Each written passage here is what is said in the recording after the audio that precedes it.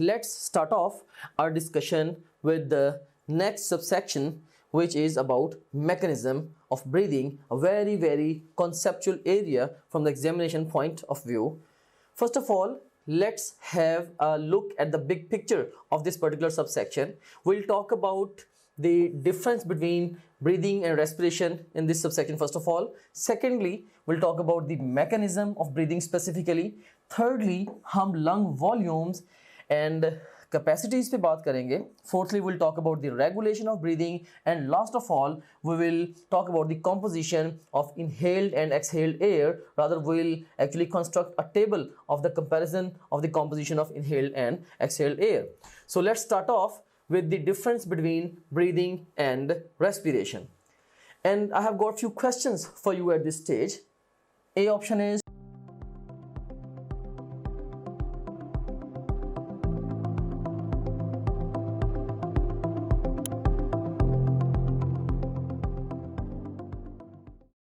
pulmonary ventilation, B option is external respiration, C option is internal respiration, and D option is cellular respiration. पहली statement है exchange of gases between lungs and blood is. अब lungs और blood के दरमियान जो exchange of gases है इसको हम क्या बोलते हैं? This is by definition the external respiration. So ये डिफरेंट टर्मिनोलॉजीज हैं. ऑफ कोर्स एक्चुअली ये क्लोजली रिलेटेड टर्मिनोलॉजीज हैं जो कि आपको रियल एग्जाम में कंफ्यूज कर सकती हैं, जैसे कि इन क्वेश्चंस के अंदर भी आप देख सकते हैं. सो इसीलिए पहले क्वेश्चंस की मदद से मैं आपको वो कन्फ्यूजन्स आपके सामने लेके आना चाहता हूँ, एंड थोड़ी देर के बाद इंशाल्लाह हम एक्चुअली उन कन्फ्यूजन्स को वन बाय वन फिक्स भी करेंगे. सो सेकंड स्टेटमेंट है exchange of gases between blood in systemic capillaries and tissues is. So between blood and the systemic capillaries in tissues, तो ये बेसिकली डेफिनेशन है किसकी? Internal respiration की. Next statement है exchange of gases between environment and lungs is. अब exchange है between environment and the lungs. पहले हमने पढ़ा था between lungs and the blood. अब एनवायरनमेंट एंड द लंग्स है, तो best response to this question would be pulmonary ventilation. And last of all हमारे पास स्टेटमेंट है ATP is obtained from blood during. तो ऑफ कोर्स हम ATP is obtained from food during, so actually food से हम ATP जो obtain करते हैं वो obtain करते हैं during the process of cellular respiration. So best response to this question would be delta.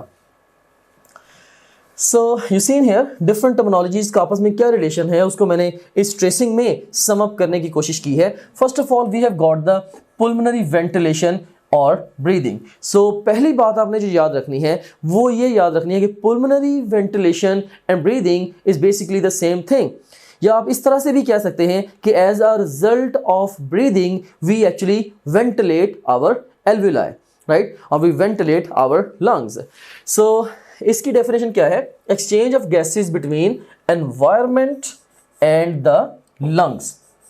Environment और लंग्स के दरमियान जो गैसेस एक्सचेंज है इसको हम बोलते हैं यह है पुल्मोनरी वेंटिलेशन या ब्रीदिंग. और इसका रेट कितना है? 15 to 20 टाइम्स पर मिनट. आपने एग्जाम के लिए इस रेट को भी याद रखना है. मेमोरी बेस्ड इंफॉर्मेशन है लेकिन still commonly tested on the exam है.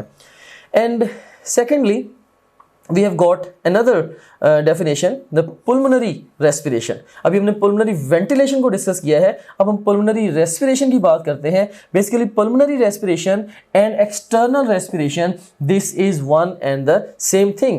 और इसका मतलब क्या है? Exchange of gases between lungs and the blood.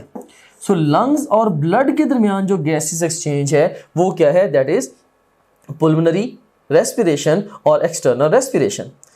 And उसके बाद फिर transport of respiratory gases. Transport of gases होती है basically between lungs and the body tissues, right. Lungs और बॉडी टिश्यूज के दरमियान ट्रांसपोर्ट होती है गैसेस की. फॉर एग्जांपल ऑक्सीजन ने लंग्स से बॉडी टिश्यूज तक जाना है और बॉडी टिश्यूज से कार्बन डाइऑक्साइड ने वापस लंग्स तक आना है. तो ये जो कह लें कि ट्रेवलिंग है ऑक्सीजन और कार्बन डाइऑक्साइड की, ये बेसिकली ट्रांसपोर्ट है of the respiratory gases. And next we have got the tissue respiration. Tissue respiration को हम इंटरनल रेस्पिरेशन भी बोलते हैं. And by definition this is the exchange of gases between blood and the tissue cells. So blood और tissue cells के दरमियान जो gases का एक्सचेंज है इसको हम क्या कहते हैं? This is the tissue respiration और इंटरनल रेस्पिरेशन। और उसके बाद फिर नेक्स्ट सेलुलर रेस्पिरेशन है। सेलुलर रेस्पिरेशन क्या है? Actually oxidation of food to get ATP, this is the cellular respiration, right. So आप देख सकते हैं कि ओवरऑल जो रेस्पिरेशन है ये कहने के अब ये कहने के ये ग्रॉस टर्मिनोलॉजी है, जिसमें आगे फर्दर कई तरह की सब टर्मिनोलॉजीज भी आ जाती हैं। जैसे हमारे पास पुल्मोनरी रेस्पिरेशन है, उसके बाद फिर हमारे पास टिश्यू रेस्पिरेशन है, and then we have got the cellular respiration. So respiration के ट्री के अंदर आगे फर्दर कई तरह की डेफिनेशंस भी आ जाती हैं। सो आपने इनको क्लियरली आइडेंटिफाई करना है, ये डिफरेंट डेफिनेशंस को। चलिए इसी ट्रेसिंग के अंदर मैं अब आपको थोड़ी सी रियल लाइफ एग्जांपल के साथ आपको एक्सप्लेन करता हूँ डिफरेंट डेफिनेशंस को। यू सीन हियर कि एनवायरनमेंट में क्या है, ऑफ कोर्स एनवायरनमेंट में we are having the high content of oxygen, और हम बेसिकली ब्रीद करते हैं ऑक्सीजन ताकि हमारे लंग्स में जाए। सो बेसिकली ऑक्सीजन की एनवायरनमेंट से लंग्स में जो मूवमेंट है, राइट, सो ये क्या कहलाएगी? पुल्मोनरी वेंटिलेशन। और उसके बाद फिर जो ऑक्सीजन की कह लें कि जो एल्वियोलस से ऑक्सीजन का पुल्मोनरी कैपिलरी में चले जाना, ये किसके अंडर आएगा? पुल्मोनरी रेस्पिरेशन या एक्सटर्नल रेस्पिरेशन में आएगा। और उसके बाद फिर जो ऑक्सीजन है वो हीमोग्लोबिन के साथ बाइंड करके मेनली ट्रेवल करेगी टू द बॉडी टिश्यूज, और अल्टीमेटली फिर टिश्यूज के अंदर जाके ये जो ऑक्सीजन है ये कह लें कि सिस्टेमिक कैपिलरी से निकल के ये सेल्स के अंदर एंटर होगी। इस प्रोसेस को हम क्या बोलेंगे? Tissue respiration. और अल्टीमेटली भी सेल्स के अंदर जाके इलेक्ट्रॉन ट्रांसपोर्ट चेन में ये यूज होगी during the process of cellular respiration actually. So अब ये कह लें कि ये ऑक्सीजन की ट्रेवलिंग है, और कन्वर्सली अगर हम इसको देखें तो कार्बन डाइऑक्साइड के लिए बिल्कुल ऑपोजिट है। लाइक सेलुलर रेस्पिरेशन में specifically during the Krebs cycle and during the formation of acetyl CoA carbon dioxide produce होती है। सो कार्बन डाइऑक्साइड प्रोड्यूस होके अल्टीमेटली कार्बन डाइऑक्साइड जाती है ओवरऑल कह लें कि ओवर सेल से निकल के वो चली जाती है into the capillaries, into the systemic capillaries. So cellular respiration के दौरान एक्चुअली कार्बन डाइऑक्साइड प्रोड्यूस होती है, और उसके बाद फिर वो कार्बन डाइऑक्साइड सिस्टेमिक कैपिलरीज में जाती है।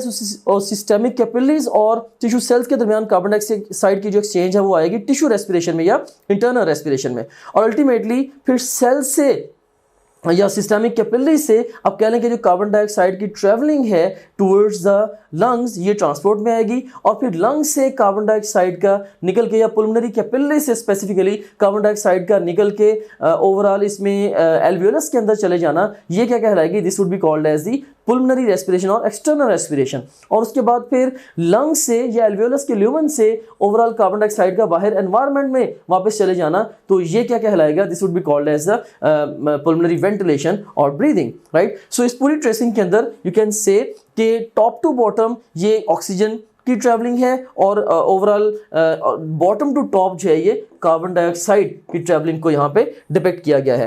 आई होप के अब ये जो डिफरेंट टर्मिनोलॉजीज हैं ये आपके माइंड में प्रेटी क्लियर हैं। So now let's move on to the next slide. Next we have got the mechanism of breathing. अब हम मैकेनिज्म ऑफ ब्रीदिंग पे बात करते हैं, लेकिन इससे पहले कि कन्वेंशनल डिस्कशन स्टार्ट करें, I would like to ask you questions from you. A option है active expansion of lungs, B option is passive expansion of lungs, C option is active contraction of lungs, and D option is passive contraction of lungs.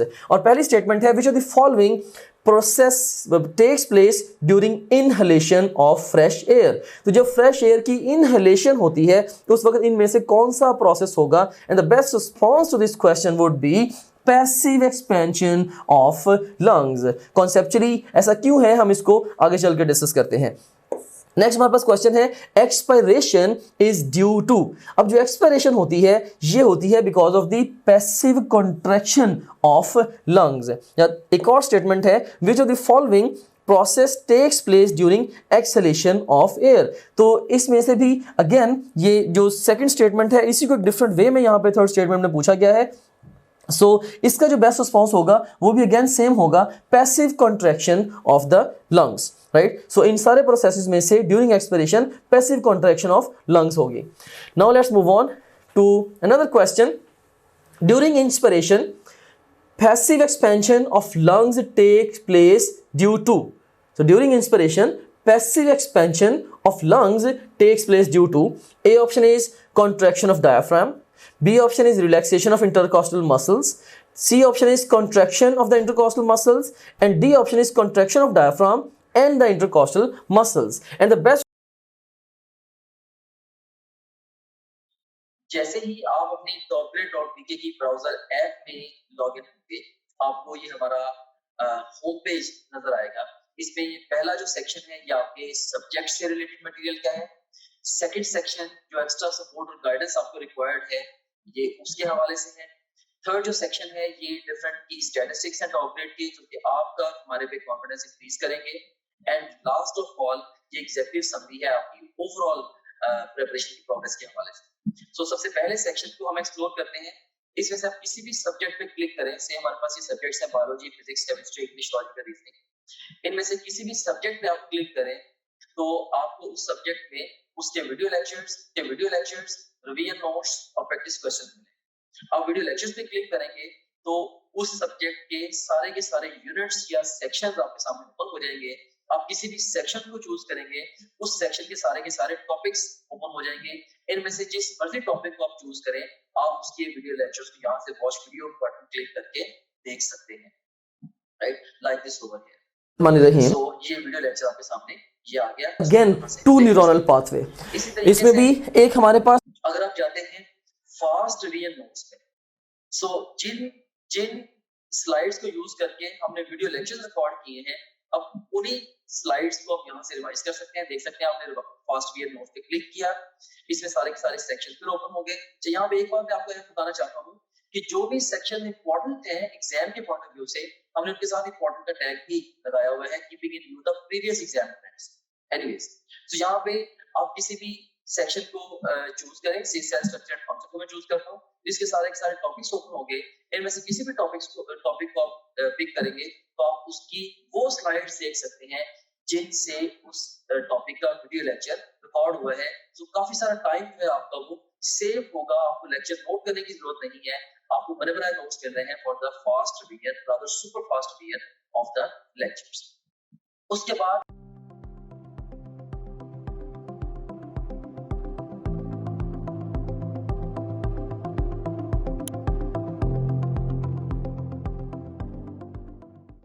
response to this question would be delta. So इसकी जो reasoning है उसको हम आगे चल के discuss करते हैं। Let me explain you the mechanism of breathing with a real life example, right? So just imagine करें कि we have got a glass flask. So ये हमारे पास जो है क्या है, ये एक हमारे पास ये ग्लास की एक ये फ्लास्क है, right? This is a glass flask और सीन है इस ग्लास फ्लास्क के बॉटम पे, अब ये कह लें कि इस ग्लास फ्लास्क के बॉटम पे हमने टाई अप किया है किसको, राइट? इसके बॉटम पे हमने ये टाई अप किया है, मे बी हमने एक रबर शीट को टाई अप कर दिया, राइट? सो हमने एक रबर शीट को टाई अप कर दिया। उसके बाद फिर हमने एक पाइप लिया, like you can seen here, एक पाइप लेके इस पाइप पे हमने एक बैलून को टाई अप किया, ये बैलून को टाई अप कर दिया और उसके बाद इस पाइप को हमने इस फ्लास्क के अंदर लटका दिया और उस पूरे ऑपरेटर्स को हमने क्या कर दिया, हमने एयर टाइट बना दिया। ओके, अब फर्ज करें कि एक थ्रेड से इस जो कह लें कि बॉटम पे ये जो रबर शीट अटैच है इस ग्लास फ्लास्क के, अगर यहाँ पे एक थ्रेड लगा हुआ है और उसकी मदद से अगर इसको मैं नीचे की तरफ खींचूंगा तो क्या होगा, इसके अंदर जो वॉल्यूम है वॉल्यूम इंक्रीज होगा, फ्लास्क के अंदर ऑफ कोर्स वॉल्यूम इंक्रीज होगा। और अगर वॉल्यूम इंक्रीज होगा तो अब ये कह लें कि बाय डिफॉल्ट जो प्रेशर है फ्लास्क के अंदर उसको क्या होगा, वो डिक्रीज होगा, राइट? क्योंकि सेम जो वॉल्यूम ऑफ गैस है that's occupying more space now, so that's why pressure would be lesser, right? So जब प्रेशर डिक्रीज होगा तो कोशिश ये की जाएगी कि ओवरऑल इस डिक्रीज प्रेशर को काउंटरएक्ट किया जाए and air would tend to rush into the flask. लेकिन चूंकि बाकी ऑल ओवर ये जो एयर है ये कह रहे हैं ये जो फ्लास्क है ये एयर टाइट है, सो एयर के पास सिर्फ एक ही रास्ता है इसके अंदर आने का, इस फ्लास्क के अंदर आने का, and that is from the top of this tube. So air जो है इसके अंदर आ जाएगी, राइट? और इसके नतीजे में क्या होगा, ये जो बैलून है इसका साइज इंक्रीज हो जाएगा, राइट?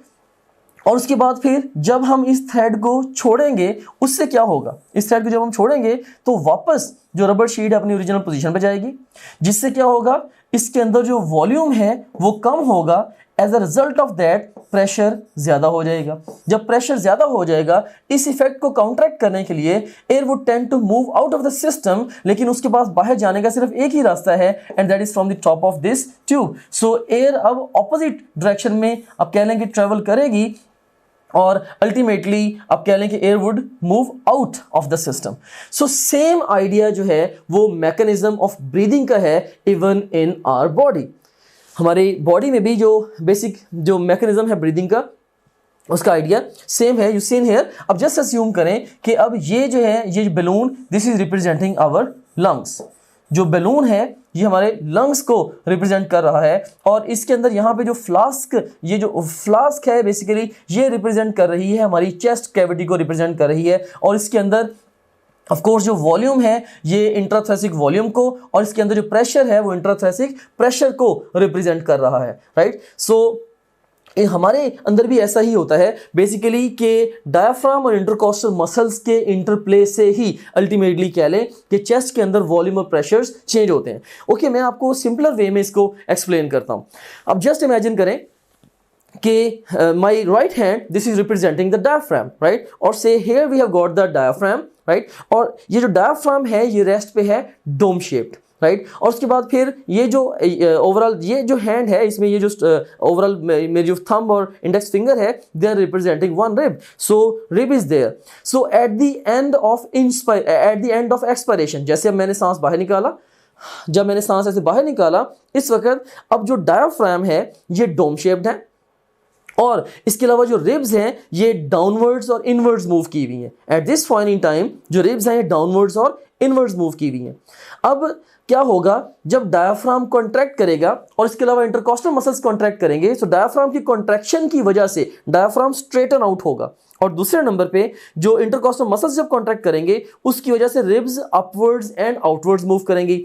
सो डायफ्राम की कॉन्ट्रैक्शन और स्ट्रेटनिंग आउट की वजह से जो वर्टिकल डायमीटर है हमारे थोरेसिक कैविटी का ये इंक्रीज होगा, और उसके बाद फिर जो रिब्स की अपवर्ड और आउटवर्ड मूवमेंट है इसकी वजह से एंट्रोपोस्टीरियर और इवन ट्रांसवर्स डायमीटर्स, ये दोनों डायमीटर्स इंक्रीज होंगे।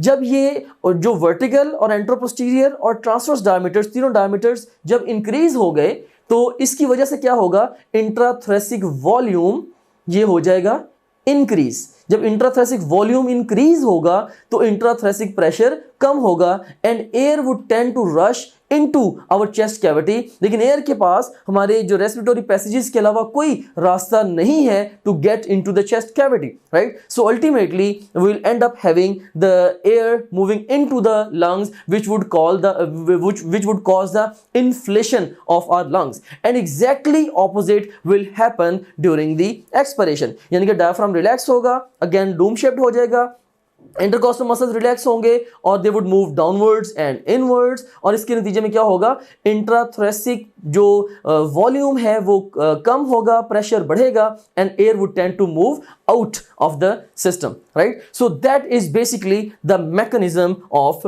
ब्रीदिंग।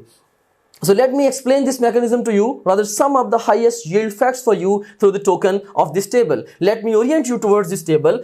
इसमें एक्सट्रीम लेफ्ट कॉलम में हमारे पास फीचर है, और उसके बाद फिर सेकंड कॉलम में इंस्पिरेशन और थर्ड कॉलम में एक्सपिरेशन है। So you seen here, first of all alternative name, inspiration को हम इनहेलेशन भी कहते हैं, जबकि एक्सपिरेशन को हम एक्सहेलेशन भी कहते हैं।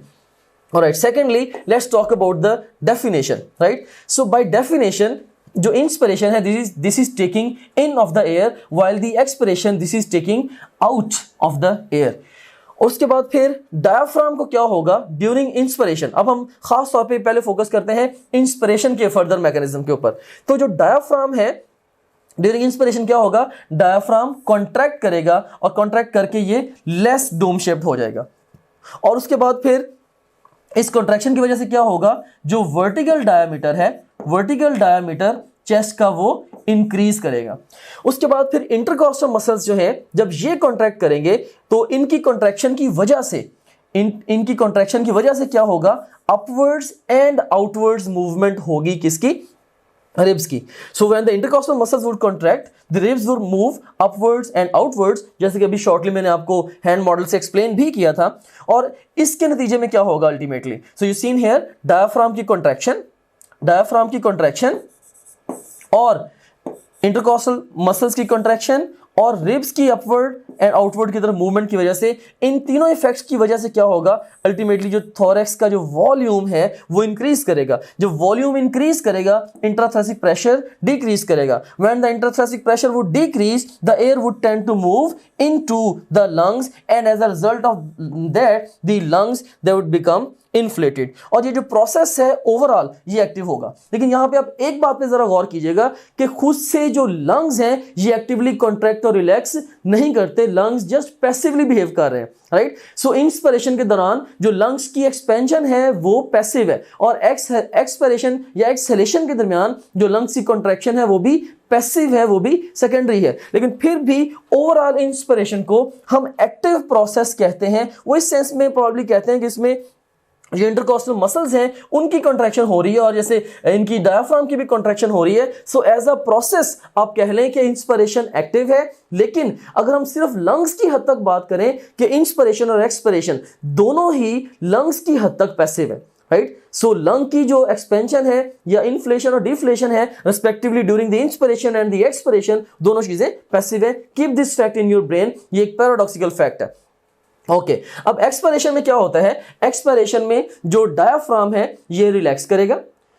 डायाफ्राम जब रिलैक्स करेगा इट वुड स्ट्रेटन आउट और बिकम लेस डोम शेप, और फिर इंटरकॉस्टल मसल्स भी रिलैक्स करेंगे, जिसकी वजह से क्या होगा, जिसकी वजह से जो रिब्स हैं they would move downwards and inwards. So relaxation की वजह से क्या हुआ, जो वर्टिकल डायमीटर है वो डिक्रीज हुआ, और जो इसकी डायफ्राम की रिलैक्सेशन की वजह से, जबकि जो इंटरकॉस्टल मसल्स की रिलैक्सेशन की वजह से जो रिब्स डाउनवर्ड्स और इनवर्ड्स मूव की हैं, इसकी वजह से क्या हुआ, जो एंट्रोपोस्टीरियर डायमीटर है यानी कि आगे से पीछे तक का जो डायमीटर है वो एंट्रोपोस्टीरियर डायमीटर भी डिक्रीज हुआ, और इसके अलावा जो राइट टू लेफ्ट डायमीटर है जिसको हम ट्रांसवर्स डायमीटर कहेंगे, ट्रांसवर्स डायमीटर भी डिक्रीज होगा। सो जब ये वर्टिकल और एंट्रोपोस्टीरियर और ट्रांसवर्स डायमीटर सारे के सारे डिक्रीज होंगे, अल्टीमेटली इससे क्या होगा, volume of the thorax decrease होगा, जिसकी वजह से थोरैक्स के अंदर प्रेशर इंक्रीज होगा, जिसकी वजह से क्या होगा, air would tend to move out of the lungs and lungs would become deflated. और ओवरऑल ये जो प्रोसेस है इसका एक्सपिरेशन का या एक्सहेलेशन का, ये बेसिकली एक पैसिव प्रोसेस है, क्योंकि इसके अंदर डायफ्राम और इंटरकॉस्टल मसल्स दोनों की रिलैक्सेशन हो रही है, right. I hope that now you have understood the concept of the mechanism of breathing. So you seen here in this photograph you can have a look at the diaphragm. अब just imagine करें कि हमारे पास से ये हमारे पास trachea है, उसके बाद here we have got the lungs, ये हमारे पास लंग्स हैं, ये जैसे ये राइट लंग है, ये लेफ्ट लंग है, और ये बॉटम में क्या है, ये ओवरऑल हमारे पास डायफ्राम है जो कि डोम शेप्ड है at the end of the expiration, right. So जब इंस्पिरेशन होनी है डायफ्राम कॉन्ट्रैक्ट करेगा और स्ट्रेटन आउट होगा। जब ये कॉन्ट्रैक्ट करके स्ट्रेटन आउट होगा, तो जब डायफ्राम जब कॉन्ट्रैक्ट करके स्ट्रेटन आउट होगा, इसके नतीजे में क्या होगा, in air would tend to move into the lungs. So यहां पे आप देख सकते हैं इस फोटोग्राफ में, आप बाय द वे देखें कि से ये अब रिलेटिवली लेस डोम शेप्ड है, या मे बी ये स्ट्रेटन आउट, किसी हद तक ये स्ट्रेटन आउट हो रहा है, जिसकी वजह से एयर लंग्स के अंदर मूव कर रही है। जबकि एक्सपिरेशन में क्या होगा, डायफ्राम जब रिलैक्स करेगा, इसकी रिलैक्सेशन की वजह से ये मोर डोम शेप्ड हो जाएगा, और मोर डोम शेप्ड होने की वजह से जो इंट्राथोरैसिक वॉल्यूम है वो कम होगा और प्रेशर बढ़ेगा, जिसकी वजह से air would tend to move out of the lungs. So खास तौर पे याद रखिएगा, ड्यूरिंग इंस्पिरेशन डायफ्राम कॉन्ट्रैक्ट करके लेस डोम शेप्ड होगा या स्ट्रेटन आउट होगा, और ड्यूरिंग एक्सपिरेशन डायफ्राम रिलैक्स करके मोर डोम शेप्ड हो जाएगा। अब यहां पे इंस्पिरेशन और एक्सपिरेशन के दौरान जो रिब्स की मूवमेंट है उसको भी यहाँ पे नरेट किया गया है, and you can seen here कि इंस्पिरेशन के दौरान क्या होता है, इंटरकॉस्टल मसल्स की कॉन्ट्रैक्शन की वजह से जो रिब्स हैं ये अपवर्ड्स एंड आउटवर्ड्स मूव कर रही हैं। जब ribs upwards and outwards move कर रही हैं, इसकी वजह से जो एंट्रोपोस्टीरियर डायमीटर है और जो कह लें कि जो ट्रांसवर्स डायमीटर है यानी कि राइट टू लेफ्ट जो डायमीटर है, दोनों डायमीटर्स ये डायमीटर्स इंक्रीज हो रहे हैं, जिसकी वजह से अगेन जो इंट्राथोरैसिक वॉल्यूम है वो इंक्रीज होगा, प्रेशर डिक्रीज होगा और air would tend to move into the lungs. जबकि एक्सपिरेशन के केस में आप देखें कि rib is moving downwards and inwards because of the relaxation of the intercostal muscles, जिसकी वजह से क्या हो रहा है कि जो एंट्रोपोस्टीरियर डायमीटर है ये भी रिड्यूस हो रहा है, और जो ट्रांसवर्स डायमीटर है यानी कि राइट टू लेफ्ट जो डायमीटर है ये भी डिक्रीज हो रहा है, जिसकी वजह से इंट्राथोरैसिक वॉल्यूम रिड्यूस हो रहा है, प्रेशर इंक्रीज होगा and air would tend to move into the air would tend to move out of the lungs, you can say, right? So again you can see in here कि किस तरह से inspiration और expiration में जो overall thoracic cavity है या किस तरह से इसका जो वॉल्यूम है, देखिए इसका जो वॉल्यूम है वो इंक्रीज हो रहा है। आप वॉल्यूम पे जरा गौर करें कि ड्यूरिंग इंस्पिरेशन आप देख सकते हैं कि जो इंट्राथोरेसिक वॉल्यूम है ये ज़्यादा है, जबकि during expiration you seen here कि जो इंट्राथोरेसिक वॉल्यूम है ये कम है। सो ऑटोमेटिकली यहाँ पे इस वक्त प्रेशर चाहिए कम है और यहाँ पे जो प्रेशर है अल्टीमेटली ज़्यादा है, क्योंकि प्रेशर वॉल्यूम से इन्वर्सली रिलेटेड होता है, राइट। एंड ये जो सारी की सारी हैपनिंग्स हो रही हैं eight the end of the day, इसमें तीन मेजर चीजें जो रोल प्ले कर रही हैं, diaphragm, intercostal muscles and the ribs. So diaphragm, intercostal muscles और रिब्स के इंटरप्ले की वजह से इंट्राथोरेसिक वॉल्यूम और प्रेशर चेंज होते हैं, जिसकी वजह से इंस्पिरेशन या एक्सपिरेशन होती है, जैसे कि हमने इसको अभी डिटेल से डिस्कस किया। Now let's discuss this question. In order to increase the thoracic volume during inspiration, vacuum is created in the thoracic cavity by A option is contraction of diaphragm, B option is relaxation of intercostal muscles, C option is contraction of intercostal muscles and D option is contraction of diaphragm and the intercostal muscles. तो in order to increase the thoracic volume, अब volume कैसे increase होगा? हमने देखा कि इसमें diaphragm भी contract करके स्ट्रेटन आउट होता है और इंटरकॉस्टल मसल्स भी कॉन्ट्रैक्ट करते हैं, उसकी वजह से रिब्स अपवर्ड्स और आउटवर्ड्स मूव करती हैं, तो इसका बेस्ट रिस्पॉन्स होगा delta, right. Now I hope that you conceptually and exactly understand the stuff. Next question है downward and inward movement of ribs takes place due to, तो इसमें A option है contraction of diaphragm, नहीं इसका तो ribs की movement पे कोई इफेक्ट नहीं है। Relaxation of intercostal muscles, yes we can think of this answer कि इंटरकॉस्टल मसल्स की रिलैक्सेशन की वजह से डाउनवर्ड्स और इनवर्ड्स मूवमेंट होती है रिब्स की। कॉन्ट्रैक्शन ऑफ इंटरकॉस्टल मसल्स, इसकी वजह से तो अपवर्ड्स और आउटवर्ड्स मूवमेंट हुई थी, सो इसीलिए you seen here delta option है contraction of diaphragm and intercostal muscles. Of course they are not related to the inward and inward movement, downward and inward movement of the ribs, so best response to this question would be beta of course. Next statement है which of the following event does not take place during inspiration. अब inspiration के दौरान क्या नहीं होना? Upward movement of diaphragm, क्या ये होगी? नो, क्योंकि इंस्पिरेशन के दौरान तो उल्टा डायफ्राम की डाउनवर्ड्स मूवमेंट होगी, ये स्ट्रेटन आउट होगा। Outward movement of ribs, yes ये होगी। अपवर्ड मूवमेंट ऑफ रिब्स भी होगी एंड लंग्स की एक्सपेंशन भी होगी, so best response to this question would be alpha. Next question है which of the following is an active process while breathing. A option is lung expansion, B option is lung contraction and C option is inspiration, D option is expiration. तो हमने देखा कि lungs की जो expansion है और जो lungs की कंट्रैक्शन है दोनों ही पैसिव है। ड्यूरिंग इंस्पिरेशन जो लंग्स की एक्सपेंशन है और ड्यूरिंग एक्सपिरेशन जो लंग्स की कंट्रैक्शन है, ये दोनों पैसिव हैं। लंग खुद से कॉन्ट्रैक्ट या रिलैक्स नहीं करता। हाँ, इंस्पिरेशन एज अ होल ये प्रोसेस ये एक्टिव प्रोसेस है, क्योंकि इसके अंदर डायफ्राम एंड इंटरकॉस्टल मसल्स ये कॉन्ट्रैक्ट करते हैं, लिहाजा पूरा प्रोसेस जो है ये एक्टिव प्रोसेस होगा। जबकि एक्सपिरेशन के दौरान डायफ्राम और इंटरकॉस्टल मसल्स ये रिलैक्स कर रहे होते हैं, तो इसीलिए ये भी एक्टिव नहीं होगा। So best response to this question would be charlie. So अभी तक इस सबसेक्शन में हमने difference between breathing and respiration को डिस्कस किया फर्स्ट ऑफ ऑल। सेकेंडली हमने मैकेनिज्म ऑफ ब्रीदिंग को इन डिटेल डिस्कस किया and thirdly we are going to learn about the lung volumes and lung capacities. ये quite एक confusing area होता है for the students. उसकी reason ये है कि जो टर्मिनोलॉजीज हैं they don't make sense to the students, क्योंकि वो इसको रियल लाइफ के साथ कोरिलेट नहीं कर रहे होते। सो मैं डिफरेंट वे से इंशाल्लाह रियल लाइफ के साथ कोरिलेट करके आपको लंग वॉल्यूम्स और कैपेसिटीज का कॉन्सेप्ट दूंगा with the help of this graph.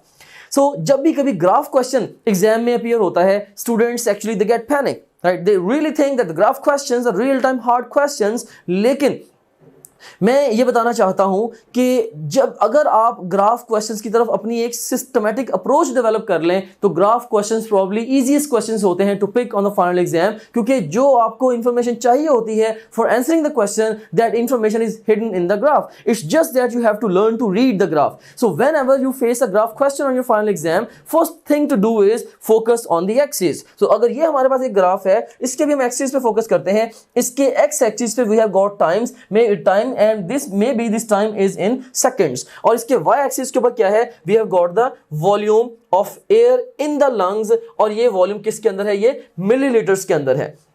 Okay और यहाँ पे देख सकते हैं आप, यहाँ पे मे बी ये 0 मिल वॉल्यूम है, उसके बाद फिर इस पॉइंट पे ये 2000 मिल वॉल्यूम है एयर का लंग के अंदर, फिर यहाँ पे 2500 मिल है और यहाँ पे ये 5000 मिल है।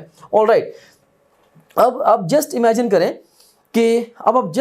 करें कि आप स्क्रीन के उस पार बैठे सांस ले रहे हैं आराम से और लेक्चर सुन रहे हैं। So when you are taking a breath in, जब आप आराम से सांस लेते हैं तो बेसिकली आप एक हमारा जो मोस्ट इम्पोर्टेंट फीचर है या टीचिंग टूल है, that is our question bank. So अगर हम प्रैक्टिस क्वेश्चंस पे जाते हैं तो इसमें हम देखें कि आप डिफरेंट डिफरेंट तरीके से टेस्ट दे सकते हैं। सो आप जैसे मर्जी माइंड में डिफाइन कर लें कि आपने किसी एक टॉपिक का टेस्ट देना है या एक चैप्टर का, एक यूनिट का, क्वार्टर सिलेबस का, हाफ सिलेबस का, फुल सिलेबस का, जो मर्जी सिलेबस आप डिफाइन कर लें, उस डिफाइंड सिलेबस में से 20 तरीकों से आप टेस्ट दे सकते हैं। कैसे? जैसे जो भी सिलेबस आपके माइंड में डिफाइंड है, आप चाहें तो उस सिलेबस के हमारे पास जो अवेलेबल ऑल क्वेश्चन उनका टेस्ट दे सकते हैं, या जो आपने टॉपलेट.टीके पे आप प्रैक्टिस करते रहे हैं तो आप चाहते हैं कि आपने दोबारा may be second third time आप टेस्ट दे रहे हैं, आप चाहते हैं कि मेरे पास सिर्फ और सिर्फ उस सिलेबस के अनसीन क्वेश्चन का टेस्ट आए, आप वो भी दे सकते हैं। इसके अलावा इनकरेक्ट क्वेश्चन के टेस्ट देते हुए जो सवाल आपके गलत हुए थे, आप उन गलत सवालों का टेस्ट अलग से क्रिएट कर सकते हैं। जैसे अगर आपने फिजिक्स के 20 टेस्ट दिए हैं, उनमें से आपका कोई मे बी आपके कोई 30 क्वेश्चन रॉन्ग हुए थे, उन 30 रॉन्ग क्वेश्चन का इकट्ठा टेस्ट भी आप क्रिएट कर सकते हैं। और इसी तरीके से जो जिन क्वेश्चन को आपने टेस्ट के दौरान बुकमार्क किया तो उनका टेस्ट कॉल कर सकते हैं, जो टेस्ट आपने अटेम्प्ट किए थे क्वेश्चन उनका टेस्ट कॉल कर सकते हैं, अनअटेम्प्टेड का, और इवन यानी कि टेस्ट देते हुए आपने जिनको अटेम्प्ट किया था और टेस्ट देते हुए जिनको आपने अटेम्प्ट नहीं किया था, ये अनसीन से डिफरेंट है। अनसीन का तो मतलब ये है कि वो टेस्ट में कभी आए ही नहीं आपके। इसके अलावा आप देख सकते हैं कि इवन पास्ट क्वेश्चंस का बहुत बड़ा पूल यहाँ पे मौजूद है। अगर हम गौर करें, देखें कि ई-कैट के, नम्स के, NMD CAT, AKU, MD CAT, Punjab के और ईटा केवीके के, ये इवन जो पीएमसी के जो सैंपल पेपर्स हैं उनके टॉपिक वाइज पास्ट क्वेश्चन देखें यहाँ पे मौजूद है ओवरऑल। अब किसी भी टैब पे क्लिक करें, सारे के सारे एक्चुअल पास्ट क्वेश्चन जो आ जाएंगे। ऑफ कोर्स ये सारे के सारा बड़ा इंपॉर्टेंट टूल है क्योंकि पूरे पाकिस्तान से बड़े मेन एग्जामिनर्स ने, बड़े सीनियर एग्जामिनर्स ने ये डेवलप किया होगा। एनीवेज, इसमें से किसी भी आप टॉपिक को चूज करें, से मैं यहाँ पे सारे टैग्स को चूज कर लेता हूँ तो हमारे पास ये सारे के सारे टॉपिक्स आ गए।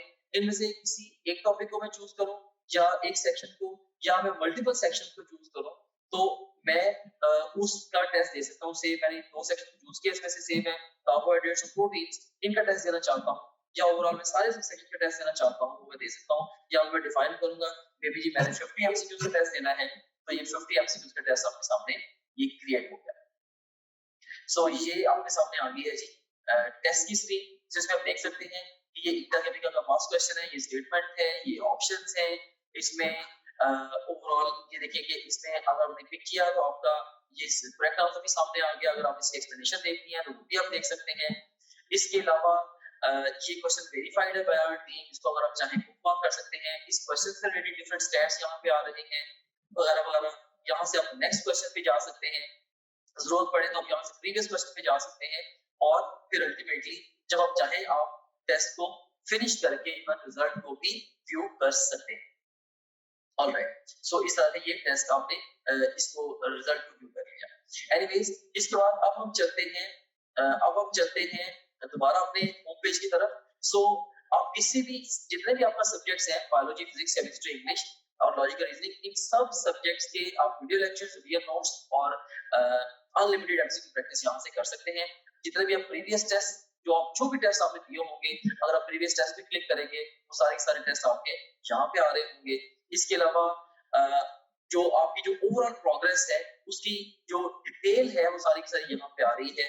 डिफरेंट सब्जेक्ट में आप कैसे जा रहे हैं, डिफरेंट सब्जेक्ट्स में, डिफरेंट चैप्टर्स में और डिफरेंट टॉपिक्स में आप कैसे जा रहे हैं, वो सारी की सारी डिटेल यहाँ पे आ रही है। इसके अलावा फुल लेंथ पेपर्स हैं जो कि जस्ट लाइक रियल एग्जाम है। यहाँ से किसी भी फुल लेंथ पेपर को किसी भी टाइम पे लॉन्च कर सकते हैं, अपनी तरीके शुरू में या इवन मिड सेशन में जाके नियर द एग्जाम आप इन इसको जब चाहे आप अटेम्प्ट कर सकते हैं। उसके बाद फिर सपोर्ट मटेरियल है, इसमें इनको वीडियो रिव्यूज हैं, डिफरेंट स्टूडेंट्स हैं जिन्होंने टॉप ग्रेड से पढ़ा, वो आपको गाइड कर रहे हैं हमारे सिस्टम के हवाले से भी, ओवरऑल तैयारी के हवाले से भी आप उन बच्चों से गाइडेंस ले सकते हैं। इसके अलावा हमारे ये टेस्टिमोनियल्स हैं जो पूरे पाकिस्तान में हजारों स्टूडेंट्स हमसे पढ़ रहे हैं, वो हमारे बारे में क्या कहते हैं उसकी डिटेल यहाँ पे आप देख सकते हैं। इसके अलावा सिलेबस यहाँ पे गिवन है, अगर आप कंटेंट देखना चाह रहे हैं हमारे कोर्स का, वो सारे के सारे यहाँ पे ओवरऑल जो विजिबल है। And in addition to that study schedules बड़ा एक अहम फीचर है, अहम मॉड्यूल है। इसमें 90 डेज, 60 डेज, 30 डेज और इवन 50 डेज का एनएमटी का स्केड्यूल मौजूद है। आप अपनी नीड के अकॉर्डिंगली जिस मर्जी स्केड्यूल को फॉलो कर सकते हैं, डिपेंडिंग अपॉन कि आप टाइम फ्रेम में किस जगह पे खड़े हैं। जैसे अगर आप एग्जाम, आपका 1 महीने के बाद एग्जाम है, ऑफ कोर्स आप 30 डेज वाला प्लान फॉलो करेंगे। अगर आपके एग्जाम में 2 हफ्ते रहते हैं तो आप 15 दिन वाला प्लान फॉलो करेंगे एंड सो ऑन। सो इसमें हमने आपको ये बताया है, स्केड्यूल्स के अंदर ये गाइड किया है कि आपने गिवन टाइम को बेस्ट यूटिलाइज कैसे करना है। फिर इसके अलावा डाउनलोड्स का सेगमेंट है, जो भी डिफरेंट इंपॉर्टेंट कंटेंट है आपसे रिलेटेड, वो सारे के सारे आपको डाउनलोड्स में मिल जाता है। और इसके अलावा गाइडेंस वीडियोस काफी सारी इसके अंदर पड़ी हुई हैं, जो कि मैंने खुद रिकॉर्ड करके इसके अंदर डाली है।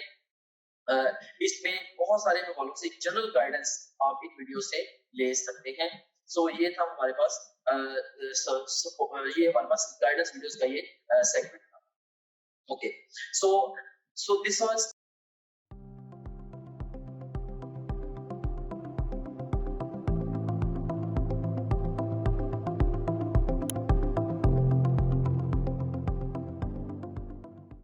स्मॉल वॉल्यूम एयर का एनवायरनमेंट से अपने लंग्स में लेके जाते हैं। और इसी तरह से जब आप आराम से सांस बाहर निकालते हैं तो एक स्मॉल वॉल्यूम एयर का आप लंग्स से एनवायरनमेंट में लेके आते हैं। तो ये जो वॉल्यूम है जो कि रेस्ट पे आप इनहेल या एक्सहेल करते हैं, इसको हम बोलते हैं this is the tidal volume. So you can say that when you are at rest you are inhaling और exhaling the tidal volume during inspiration और एक्सपिरेशन। इसको हम ग्राफ की मदद से भी अंडरस्टैंड करते हैं।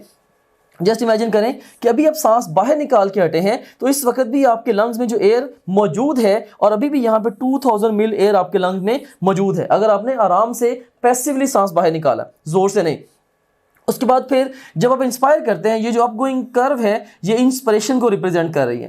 जब आप इंस्पायर करते हैं तो बेसिकली आप 500 मिल अप्रॉक्सीमेटली एयर अपने लंग्स के अंदर लेके जाते हैं, जिससे लंग्स का जो वॉल्यूम है वो 2500 मिल हो जाता है। और उसके बाद वहां से फिर जब आप एक्सपायर करते हैं, ये जो डाउन गोइंग लाइन है ये एक्सपिरेशन को रिप्रेजेंट कर रही है, तो वही 500 मिल आप बाहर भेज देते हैं। Similarly you have got another inspiration and another expiration. So rest पे जब आप इंस्पायर और एक्सपायर कर रहे होते हैं तो जो वॉल्यूम एयर का आप लंग्स के अंदर लेके जाते हैं या बाहर निकालते हैं उसको हम बोलते हैं this is the tidal volume, right, जिसकी वैल्यू कितनी है 500 मिल। ये एक इंपॉर्टेंट डिजिट है to memorize for sake of your exam. Okay, so this was about the tidal volume. अब जस्ट इमेजिन करें कि आपने आराम से सांस बाहर निकाला।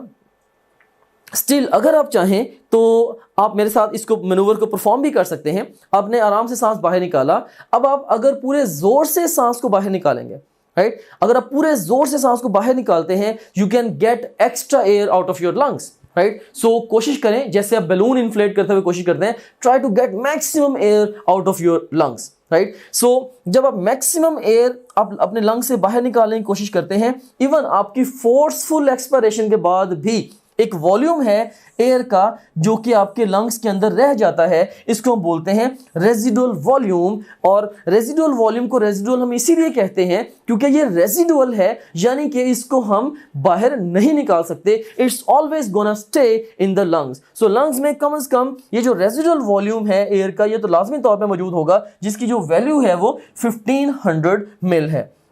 ऑलराइट, और उसके बाद फिर यू सीन हेयर कि जब आपने पूरे जोर से सांस बाहर निकाला, राइट, सो पूरे जोर से जब आपने सांस बाहर निकाल के पूरे जोर से जब आप सांस लेते हैं, मे बी जब आपने सांस पूरे जोर से बाहर निकाला उसके बाद फिर आप पूरे जोर से सांस लेते हैं। सो नॉर्मल सांस लेने के बाद अगर आप एक्स्ट्रा जोर लगाते जाएं, फोर्सफुली अगर आप इंस्पायर करते हैं सो आप काफ़ी सारी एयर और भी अपने लंग के अंदर लेके जा सकते हैं, राइट। सो फोर्सफुल एक्सपायरेशन के बाद जो वो मैक्सिमम वॉल्यूम ऑफ एयर जो आप अपने लंग के अंदर लेके जा सकते हैं, ये क्या है, दिस इज वाइटल कैपेसिटी। अब आप मेरे साथ मैनूवर परफॉर्म करें, try to exhale the air, try to do it forcefully, right, so maximum air out. Now try to take a deep breath in, you can see. और ये जो volume है forceful expiration के बाद जो maximum air का volume आप जो अपने लंग्स के अंदर लेके गए हैं, ये क्या है, दिस इज वाइटल कैपेसिटी। और इसको आप एक और तरीके से भी डिफाइन कर सकते हैं कि इंस्पायरेशन फोर्सफुल इंस्पायरेशन के बाद वो मैक्सिमम वॉल्यूम एयर का जो कि आप पूरे जोर से अपने लंग से बाहर निकाल सकते हैं, ये भी वाइटल कैपेसिटी होगी।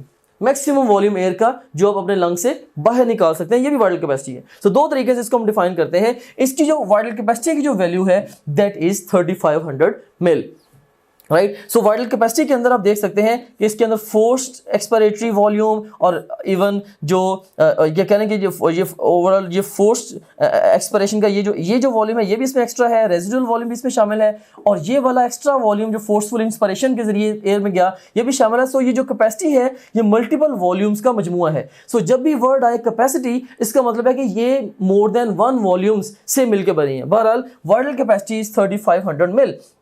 ओके उसके बाद फिर अब अगर देखें कि यूसेन हेयर दोबारा फिर यहाँ पे ये जो ग्राफ है ये नॉर्मल इंस्पिरेशन और एक्सपिरेशन को ही रिप्रेजेंट कर रहा है। बहरहाल अब जो टोटल लंग वॉल्यूम का भी थोड़ा सा मैं आपको कॉन्सेप्ट दे देता हूँ। सो फोर्सफुल एक्सपिरेशन के बाद हमारे लंग्स में जो एयर रह गई थी वो कौन सी थी, वो यह जो वॉल्यूम था एयर का वो कौन सा था, रेजिडुअल वॉल्यूम था। So you got this residual volume जो कि कितना है 1500 मिल, राइट। और उसके बाद फिर फोर्सफुल एक्सपिरेशन के बाद मैक्सिमम वॉल्यूम एयर का जो आप अपने लंग्स के अंदर ले जा सकते हैं ये थी vital capacity, right. So residual volume and ये है वाइटल कैपेसिटी। रेजिडुअल वॉल्यूम कितना था 1500 मिल और वाइटल कैपेसिटी कितनी है 3500 mil, and residual volume plus vital capacity is equal to total lung volume जो कि है कितना 5000 मिल, राइट। सो टोटल जो लंग का वॉल्यूम है वो 5000 मिलीलीटर है। So this is about the lung volumes and capacities. Once again repeat करूंगा, रेस्ट पे जो वॉल्यूम एयर का आप इनहेल या एक्सहेल करते हैं ये है रेजिडुअल वॉल्यूम। पूरे जोर से सांस बाहर निकालने के बाद जो एयर आपके लंग में बच गई वो रेजिडुअल वॉल्यूम। पूरे जोर से सांस बाहर निकालने के बाद जो पूरे जोर से सांस अंदर खींचते हैं वाइटल कैपेसिटी, या पूरे जोर से सांस अंदर खींचने के बाद पूरे जोर से आप जो सांस बाहर निकालते हैं वो जो वॉल्यूम एयर का बाहर जाएगा that is also vital capacity, right. और vital capacity plus the residual volume would be equal to the total lung volume जिसकी वैल्यू है 5000 मिल। सो आपने ना सिर्फ इनकी डेफिनेशंस को याद रखना है बल्कि इनकी वैल्यूज को भी याद रखना है। एग्जाम डेफिनेशन दे के टर्मिनोलॉजी के बारे में पूछ सकता है, या एग्जाम टर्मिनोलॉजी दे के इवन उसकी डेफिनेशन या वैल्यू के बारे में पूछ सकता है। So you should be able to play with the questions by using these concepts actually. And now we have got the next area of discussion, that is the regulation of breathing।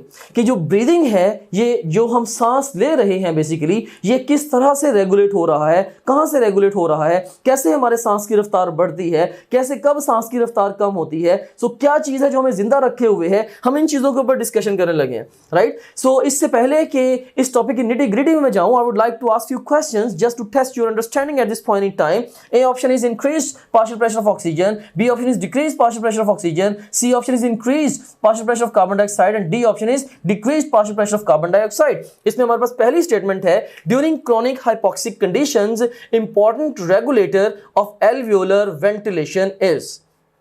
During chronic hypoxic conditions important regulator of alveolar ventilation is. अब यहाँ पे है chronic hypoxic conditions के दौरान जो alveolar ventilation को regulate करती है वो चीज वो क्या है, बेसिकली उस वक्त जो decreased partial pressure of oxygen है ये इंडिविजुअल को जिंदा रखे हुए होता है। मींस के जब एक पेशेंट मुसलसल कम ऑक्सीजन वाले एनवायरनमेंट में रह रहा है उस वक्त उसकी ब्लड में ऑक्सीजन कम होती है और उस कम ऑक्सीजन की वजह से सांस चलता रहता है। मींस कि वो कम ऑक्सीजन वो स्टिमुलेट करती रहती है पेशेंट को कि सांस लो, राइट। कैसे मैकेनिस्टिकली इसको हम आगे चल के डिस्कस करते हैं। नेक्स्ट स्टेटमेंट है important regulator of normal alveolar ventilation. अब यहाँ पे नॉर्मल एल्वियोलर वेंटिलेशन है तो नॉर्मल एल्वियोलर वेंटिलेशन के लिए जो रेगुलेटर है that is increased partial pressure of carbon dioxide. So normal हालात में अगर हमें कोई इलनेस नहीं है, हम हाइपोक्सिक स्टेट में नहीं है, तो डिक्रीज्ड ऑक्सीजन हमारे सांस लेने की वजह नहीं है बल्कि ज्यादा कार्बन डाइऑक्साइड हमारे ब्लड में हमारे सांस लेने की वजह है। More carbon dioxide it's actually driving our respiration, right? Mechanistically, how does it happen? Let's discuss it. So you've seen here, if you talk about the regulation of breathing, या simple words में या technical words में you can say the regulation of the alveolar ventilation। तो इसके लिए दो तरह के receptors operative हैं। So we have got the central receptors। Central receptors ये हमारे ब्रेन के मेडल्ला में प्रेजेंट है, and secondly we have got the peripheral receptors जो कि कैरोटिड और एओर्टिक बॉडीज में पेरिफेरली वेसल्स के साथ एसोसिएटेड है। ओके, जो सेंट्रल मेडल्ला के रिसेप्टर्स हैं ये बेसिकली दो चीज़ों को ब्लड में डिटेक्ट कर सकते हैं। एक ये कार्बन डाइऑक्साइड को डिटेक्ट कर सकते हैं, और सेकेंडली ब्लड में ये हाइड्रोजन आयन कंसंट्रेशन आयंस की कंसंट्रेशन को भी डिटेक्ट कर सकते हैं। और कार्बन डाइऑक्साइड भी अल्टीमेटली हाइड्रोजन आयन कंसंट्रेशन को ही इफेक्ट करती है जिसको ये रिसेप्टर्स डिटेक्ट करते हैं। सो एनीवेज, जो ये सेंट्रल रिसेप्टर्स हैं normally they are the main drive for ventilation. एक आम इंसान में पेरिफेरल रिसेप्टर्स काम नहीं कर रहे होते। एक आम इंसान में होता क्या है कि कार्बन डाइऑक्साइड बेसिकली इसको डिटेक्ट करता है मेडल्ला, राइट, और उसके बाद फिर मेडल्ला जो है ये जो कि ब्रीदिंग सेंटर है तो ये ऑफ कोर्स मैसेज भेजता है और सांस की रफ्तार को जरूरत के मुताबिक उसको चेंज करता है। जस्ट इमेजिन करें कि आप दौड़ लगानी शुरू करते हैं, एकदम से आप उठ के आप रनिंग स्टार्ट कर देते हैं, और उसके बाद थोड़ी देर के बाद आपकी जो सांस की रफ्तार है, मे बी आप रनिंग के बाद जब आप इवन चेयर पे आके बैठ गए हैं, आप रेस्ट कर रहे हैं, आपके सांस की रफ्तार काफ़ी तेज़ है, राइट। सो जो आपकी जो सांस की रफ्तार तेज़ है ये बेसिकली कैसे हुई, राइट। इसमें हुआ ये कि जैसे ही आपने ऑफ कोर्स रनिंग की, अल्टीमेटली एनर्जी कंज्यूम हुई जो सेलुलर रेस्पिरेशन के जरिए एटीपी प्रोड्यूस हुई, और इस प्रोसेस के अंदर even of course crabs cycle वगैरह में कार्बन डाइऑक्साइड भी प्रोड्यूस होगी। अब अगर कार्बन डाइऑक्साइड भी प्रोड्यूस हुई है, इसका मतलब है कि मोर कार्बन डाइऑक्साइड जो मसल्स वगैरह में प्रोड्यूस हो रही है, it will make its way into the blood. अब ब्लड के अंदर अगर ज्यादा कार्बन डाइऑक्साइड है, of course blood once a thing is in the blood it's everywhere, so blood के अलोंग मोर कार्बन डाइऑक्साइड ये पूरी बॉडी में ट्रेवल करेगी। अब जब वही कार्बन डाइऑक्साइड मेडल्ला तक जाएगी तो मेडल्ला के अंदर जो सेंट्रल रिसेप्टर्स प्रेजेंट हैं ये उस high concentration of carbon dioxide को डिटेक्ट करेंगे, and now they would know that we are having extra carbon dioxide in the blood, we need to get rid of it. So medulla ऐसे responses generate करेगा जिससे हमारा सांस लेने की जो रफ्तार है वो इंक्रीज होगी, and we will try to get rid of the extra carbon dioxide by breathing at a faster pace, right. So इसीलिए हम कहते हैं कंक्लूसिवली कि अंडर नॉर्मल कंडीशंस जो मेन ड्राइव हमारी वेंटिलेशन की जो है वो कार्बन डाइऑक्साइड है, या सादा तरीन अल्फाज में एक नॉर्मल इंसान वो ऑक्सीजन लेने के लिए नहीं बल्कि कार्बन डाइऑक्साइड देने के लिए सांस लेता है। I am talking in terms of regulation of breathing. And secondly we have got the peripheral receptors जो कि कैरोटिड और एओर्टिक बॉडीज के साथ एसोसिएटेड हैं, और पेरिफेरल रिसेप्टर्स जो हैं बेसिकली ये रिस्पॉन्ड करते हैं to decreased partial pressure of oxygen को। अगर ब्लड में पार्शियल प्रेशर ऑफ ऑक्सीजन कम हो तो ये एक्टिवेट होते हैं, राइट, या इवन ये किसी हद तक ये कार्बन डाइऑक्साइड और प्रोटॉन वगैरह को भी डिटेक्ट करके ये एक्टिवेट होते हैं, लेकिन मेनली ये overall decrease partial pressure of oxygen को रिस्पॉन्ड कर रहे होते हैं। तो खुदा ना खास्ता अगर एक पेशेंट है जिसके लंग्स किसी भी वजह से, मे बी कैंसर की वजह से या ट्यूबरक्लोसिस की वजह से या कोई सीओपीडी एम्फाइसीमा वगैरह की वजह से अगर उसके लंग्स डिस्ट्रॉय हो गए हैं और वो नॉर्मली ब्रीथ नहीं कर पा रहा, जिसकी वजह से उसकी जो ऑक्सीजनेशन है ब्लड की वो इफेक्ट हुई हुई है, और वो कंटिन्यूसली उसके ब्लड में ऑक्सीजन कम जा रही है और वो डिक्रीज ऑक्सीजन वाले एनवायरनमेंट में इन अ सेंस रह रहा है कि उसकी अगर कंटिन्यूसली कम ऑक्सीजन उसको मिल रही है डिजीज की वजह से, तो वो क्या होगा, अब उसमें ये वाले जो रिसेप्टर्स हैं सेंट्रल रिसेप्टर्स ये ग्रेजुअली शट डाउन हो जाते हैं। जब ये शट डाउन हो जाते हैं तो ये जो decreased partial pressure of oxygen है, जब ये decrease partial pressure of oxygen है, ये decrease partial pressure of oxygen peripheral receptors के थ्रू उसका सांस जारी रखे हुए होता है, राइट। सो हम कह सकते हैं कि ये मेन ड्राइव कि जो पेरिफेरल रिसेप्टर्स हैं वहां पे decrease partial pressure of oxygen, this is main drive for ventilation under hypoxic conditions. So normal conditions में हम कार्बन डाइऑक्साइड बाहर निकालने के लिए सांस लेते हैं, लेकिन अगर हाइपोक्सिक कंडीशन में अगर कोई इंडिविजुअल रह रहा है तो वो ऑक्सीजन लेने के लिए सांस ले रहा होता है इन terms of regulation of breathing. अब जस्ट इमेजिन करें कि एक पेशेंट है जिसको सीओपीडी है may be for 4 years, right. अगर एक पेशेंट को सीओपीडी है फॉर 4 इयर्स तो उसके अंदर हम एक्सपेक्ट कर सकते हैं कि सेंट्रल रिसेप्टर्स शट डाउन हो चुके हैं, उसमें मेन ड्राइव फॉर वेंटिलेशन वो पेरिफेरल रिसेप्टर्स हैं जहां पे ब्लड में decrease partial pressure of oxygen उसको सांस लेने पे मजबूर कर रही है इन अ सेंस। अब वो पेशेंट आपके पास आता है मे बी ब्रीदिंग डिफिकल्टी के साथ इमरजेंसी रूम में, आप वहां पे डॉक्टर हैं, तो अब इमरजेंसी रूम में आप उसको क्या लगाते हैं, मे बी आप उसको ऑक्सीजन लगा देते हैं, हाई फ्लो ऑक्सीजन लगा देते हैं।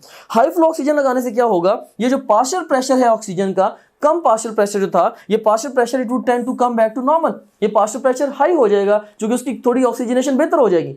तो जब उसकी ऑक्सीजनेशन बेहतर होगी तो ऑक्सीजन, अब ये जो पार्शियल प्रेशर कम partial pressure of oxygen was actually acting as a stimulus for the peripheral receptors. तो अब ये जो पार्शियल प्रेशर ऑफ ऑक्सीजन ही जब नहीं रहा कम तो ये स्टिमुलस भी खत्म हो जाएगा।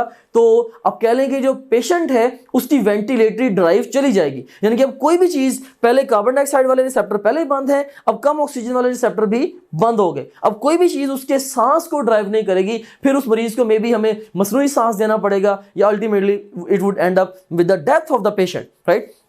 So that's the basic idea here. So bottom line point of my discussion up till now is, under normal conditions, the main drive for ventilation is more carbon dioxide at central receptors.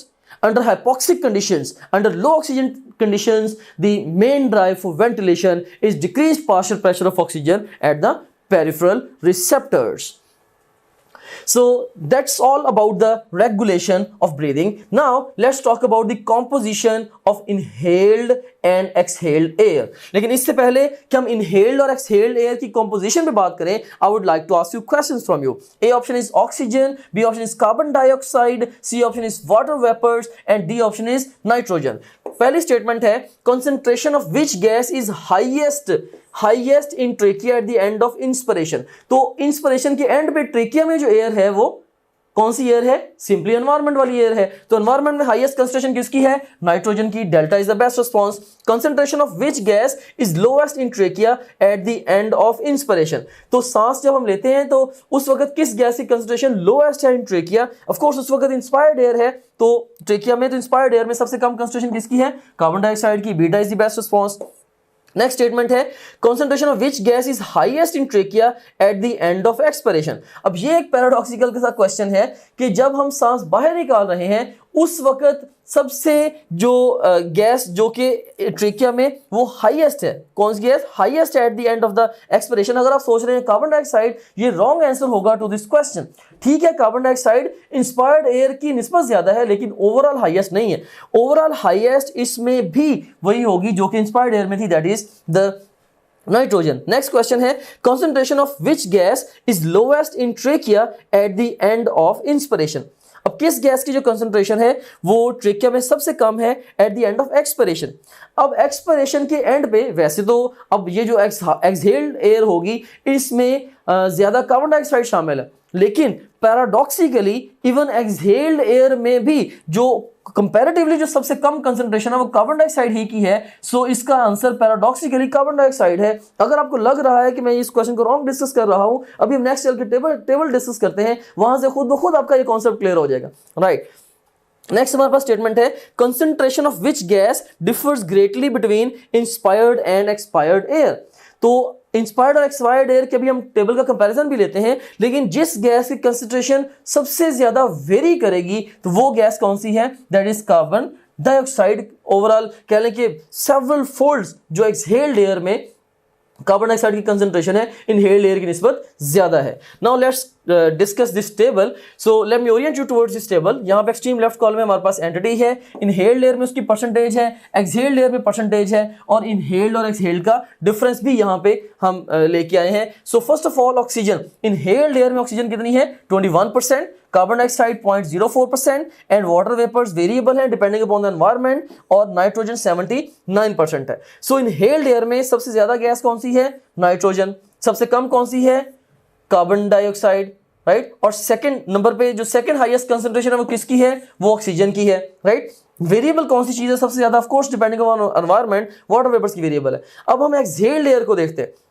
So at the end of inspiration जो air trachea में present है वो basically कौन सी air होती है? वो inhaled air होती है, ओके। या यही वो बेसिकली एनवायरमेंटल एयर है। ये एनवायरमेंटल एयर है, जो नॉर्मल एनवायरमेंट में जो एयर है वही इनहेल्ड एयर बनती है ना। उसके बाद फिर देखें एक्सहेल्ड एयर में जो ऑक्सीजन है ये कम हो गई, क्योंकि ऑक्सीजन अब्सॉर्ब होके पल्मोनरी कैपिलरीज में चली गई और वहां से टिश्यूज की तरफ चलेगी। सो 21 से रिड्यूस होके ये हो गई 16। उसके बाद फिर जो कार्बन डाइऑक्साइड है ये देखिए 0.04% थी, अब एक्सहेल्ड एयर में इसकी परसेंटेज कितनी है? 4%। बज़ाहिर तो ये अभी भी कम है, लेकिन इनहेल्ड एयर की निस्बत ये ट्रेमेंडसली ज्यादा है। आप ये कह सकते हैं कि इनहेल्ड एयर की निस्बत ये तकरीबन 100 गुना ज़्यादा है। अगर आप 0.04 को 100 से मल्टीप्लाई करेंगे you will end up having 4। इसका मतलब है कि इनहेल्ड एयर की निस्बत ये 100 गुना ज़्यादा है तकरीबन। वाटर वेपर्स इनहेल्ड, अगर ड्राई एनवायरनमेंट है उसमें कम वाटर वेपर्स होंगे, अगर ह्यूमिड एनवायरनमेंट है ज्यादा होंगे, लेकिन एक्सहेल्ड एयर हमेशा it would be saturated with the water vapours. और उसके बाद फिर नाइट्रोजन जो है ये भी 79% है in the exhaled air. So exhaled air में आप देखें सबसे ज्यादा कंसंट्रेशन किसकी है? नाइट्रोजन की। और एक्सहेल्ड एयर में भी 2nd हाईएस्ट कंसंट्रेशन किसकी है? ऑक्सीजन की। और एक्सहेल्ड एयर में सबसे कम कंसंट्रेशन किसकी नजर आ रही है? अगेन कार्बन डाइऑक्साइड की। सो दिस इज द पैराडॉक्स है। उसके बाद हम डिफरेंस को भी देखते हैं। अब देखें कि इनहेल्ड एयर के अंदर you seen here, inhaled air में देखें कि 21% थी और एक्सहेल्ड एयर में 16%। तो ultimately we are having the 5%, right? We are having this 5%, right? So उसके बाद नेक्स्ट फिर आप देखें कि ओवरऑल जो डिफरेंस है वो 5% का आया। फिर कार्बन डाइऑक्साइड को देखिए 0.04 से 4, तो ओवरऑल देखिए कि तकरीबन 100 गुना ज़्यादा एक्सहेल्ड एयर में कार्बन डाइऑक्साइड है। फिर वाटर वेपर्स, तो इसके ऊपर ये जो डिफरेंस है ये एप्लीकेबल नहीं है क्योंकि ये हाईली वेरिएबल है। और नाइट्रोजन, तो चूंकि नाइट्रोजन ना तो ये एब्जॉर्ब हो रही है ना ही अल्टीमेटली कहीं पे ये प्रोड्यूस हो रही है, सो इनहेल्ड और एक्सहेल्ड एयर में कोई भी सिग्निफिकेंट डिफरेंस नहीं होता नाइट्रोजन की कंसंट्रेशन का। सो this is about the composition of the inhaled and exhaled air. अब इस अंडरस्टैंडिंग के साथ आप दोबारा वीडियो को रिवाइंड करके जो क्वेश्चंस मैंने आपसे पूछे थे उन क्वेश्चंस को दोबारा आंसर करने की कोशिश करें। इंशाल्लाह I hope that you will be able to answer those questions very comfortably now. और उसके बाद अभी फिर इस सब सेक्शन को हमने डिटेल से डिस्कस तो कर लिया है, चूंकि ये खासा कॉन्सेप्चुअल एरिया है। Now I want you to go to the respective sub section in the question bank, वहां पे जाके इसके टेस्ट को अटेम्प्ट करें एंड जितने ज्यादा हो सके क्वेश्चंस को प्रैक्टिस करें। और अगर जरूरत पड़े दोबारा लेक्चर भी सुने और टेक्स्ट बुक को भी रीड करें ताकि आप पर्टिकुलर एरिया की बेस्ट अंडरस्टैंडिंग को डेवलप कर सकें। So that's all about the mechanism of breathing. I hope that you have enjoyed the process of learning with me. Thank you very much.